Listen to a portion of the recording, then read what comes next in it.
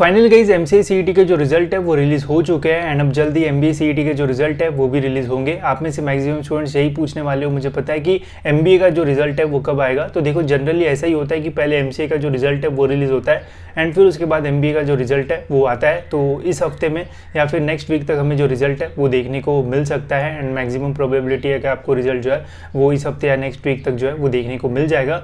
Result से भी guys एक बहुत ही इंपॉर्टेंट चीज़ जो है वो मैं आपको इस वीडियो में जो है वो शेयर करूंगा, जिससे गाइज आपका ये डाउट पूरा क्लियर हो जाएगा कि आंसर की के थ्रू जो ऑब्जेक्शन का रिजल्ट आने वाला है उसके थ्रू सभी को एक्स्ट्रा मार्क्स मिलने वाले हैं या फिर गिने चुने स्टूडेंट जो है उनको ही जो है वो एक्स्ट्रा मार्क्स मिलेंगे। अभी जो एमसीए सीईटी की आंसर की का रिजल्ट लगा उसके थ्रू गाइज हमें ये जो है वो क्लियर हो चुका है। तो ये ध्यान से सुनना एंड इससे आपको समझ में आएगा कि क्या सच में एक्स्ट्रा मार्क्स मिलेंगे भी या फिर ये बस ऐसा ही है नहीं मिलने वाले, तो वो मैं आपको बताता हूँ, ठीक है। एंड इसके अलावा और एक बहुत इंपॉर्टेंट चीज़ है वो भी बताऊँगा।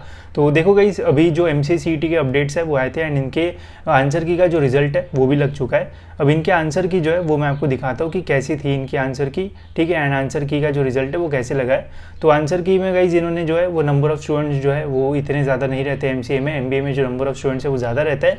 अब यहाँ पे एमसीए में जो नंबर ऑफ ऑब्जेक्शंस है वो इतने ज़्यादा जो है वो रेज नहीं किए थे, ठीक है। बट एमबीए में जितना मुझे पता है कि क्वेश्चंस के ऊपर काफ़ी सारे जो ऑब्जेक्शंस है वो रेज किए हुए हैं। तो एमसीए में ज़्यादा ऑब्जेक्शंस नहीं थे, 25 ही ऑब्जेक्शन जो है वो रेज हुए थे, जिनमें से भी 6 ही ऐसे क्वेश्चन थे जिनके ऊपर इन सभी 25 स्टूडेंट्स ने जो है वो ऑब्जेक्शन रेज किए थे। मतलब यूनिक क्वेश्चन होना चाहिए। अगर 10 स्टूडेंट ने एक ही क्वेश्चन के ऊपर ऑब्जेक्शन रेज किया तो एक ही वैलिड क्वेश्चन रहेगा, ठीक है। तो यूनिक क्वेश्चन के ऊपर जितने ऑब्जेक्शन रेज होंगे उतना वो डबल चेक जो है वो सीईटी सेल जो है वो करता है, ठीक है। तो 25 लोगों ने ऑब्जेक्शन रेज किए, उनमें से 6 ही क्वेश्चन थे, ठीक है। 6 क्वेश्चन वैलिड यूनिक क्वेश्चन थे, तो वो आपको यहाँ पे जो है वो देखने को मिला। अब इनमें से गाइज उनका जो रिजल्ट है वो लगाया है कि 6 ऑब्जेक्शंस में से कितने ऑब्जेक्शंस राइट हुए हैं, ठीक है। तो यहाँ पे देखो गाइज, यहाँ पे जो इंग्लिश कॉम्प्रिहेंशन में एमसीए वाला ऑब्जेक्शन रेज हुआ था तो इसमें आंसर की को जो है वो अपडेट किया गया है। यहाँ पे भी आंसर की को अपडेट किया है, यहाँ पे भी आंसर की को अपडेट किया है। यहाँ पे नो चेंज, मतलब क्वेश्चन सही था, कोई भी गलती उसमें नहीं थी। यहाँ पे भी नो चेंज, क्वेश्चन सही था, कोई भी गलती नहीं थी। एंड यहाँ पे आंसर की अपडेट, ठीक है। अब आंसर की अपडेट का मीनिंग क्या होता है वो मैं आपको बताता हूँ। अब आंसर की का अपडेट मतलब ये नहीं होता है कि आप सभी स्टूडेंट्स को जो है वो एक्स्ट्रा मार्क्स मिलेंगे। इसका मीनिंग ये होता है कि आंसर की में जो है वो चेंज किया जाएगा, ठीक है। अब आंसर की में क्या चेंज करोगे, क्या क्वेश्चन ही चेंज कर दोगे? जी नहीं। अब होता क्या है, सपोज करते कि ये आंसर की हमारी, मतलब आंसर की ही एमबीए की। अब इसमें एक सपोज वाला मैं बोल रहा हूँ, ठीक है। ये क्वेश्चन है, इस क्वेश्चन के ये 5 हमें ऑप्शन देखने को मिलते हैं, ठीक है। अब गलती से आंसर की में कभी कभी होता है कि इस क्वेश्चन का आंसर जो राइट आंसर है वो ये रहता है एंड गलती से आंसर की में राइट आंसर जो है वो ये शो किया गया होगा, ठीक है। तो अगर इसके ऊपर ऑब्जेक्शन रेज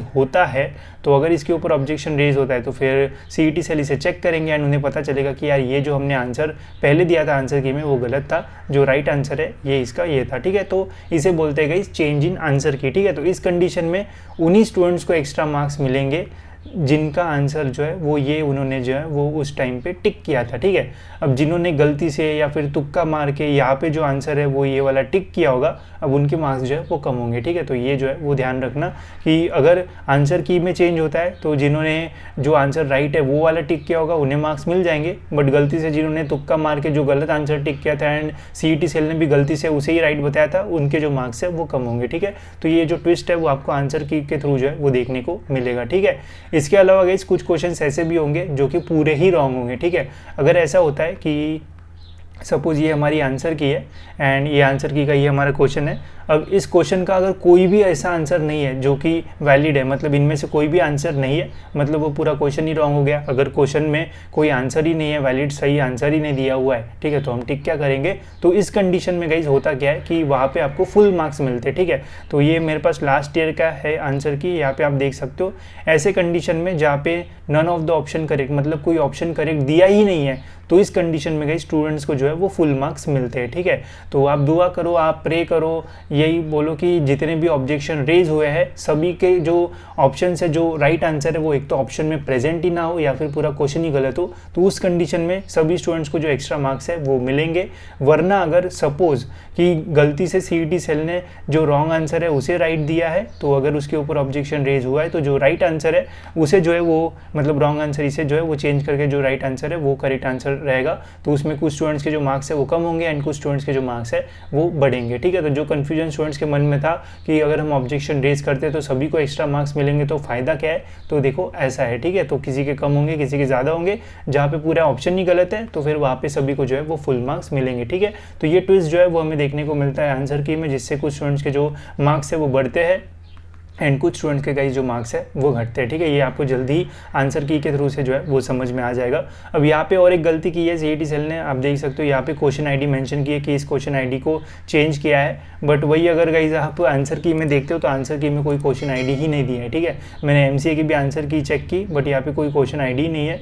मुझे तो यही नहीं समझ में आ रहा है कि स्टूडेंट चेक कैसे करेंगे जिन्होंने आंसर की डाउनलोड की होगी कि कौन से क्वेश्चन में जो चेंज है वो किया हुआ है, ठीक है। तो यहाँ पे भी थोड़े बहुत एरर है इनके तरफ से, तो वो तो अभी क्या ही कर सकते हैं, ठीक है। बट मुझे यही बताना था कि आपके मन में जो मतलब डाउट है कि क्या सभी को मार्क्स मिलेंगे, तो ऐसा नहीं है, सभी को एक्स्ट्रा मार्क्स जो है वो नहीं मिलने वाले, ठीक है। इसके अलावा गाइस और एक बहुत ही इंपॉर्टेंट चीज़ जो कि मैं आपको बताना चाहता हूँ, आप में से जितने भी लोग जो अभी वीडियो देख रहे हैं सोच रहे होंगे कि हाँ अभी रिजल्ट आएगा तब रिजल्ट आएगा, तो अभी तो आप खुश होंगे, बट जिस दिन रिजल्ट लगेगा मैं आपको गारंटी देता हूँ आप में से 50 to 60% लोग जो है वो उस दिन जो है वो नाखुश रहेंगे एंड सीईटी को जो है वो कोस रहे होंगे कि ऐसा रिजल्ट जो है वो कैसे लग सकता है, ठीक है। अगर आप एमसीए का भी रिजल्ट देखते हो, आप मेरा कमेंट सेक्शन पढ़ सकते हो जिसमें मैंने वीडियो डाला है MCA CET result has been release.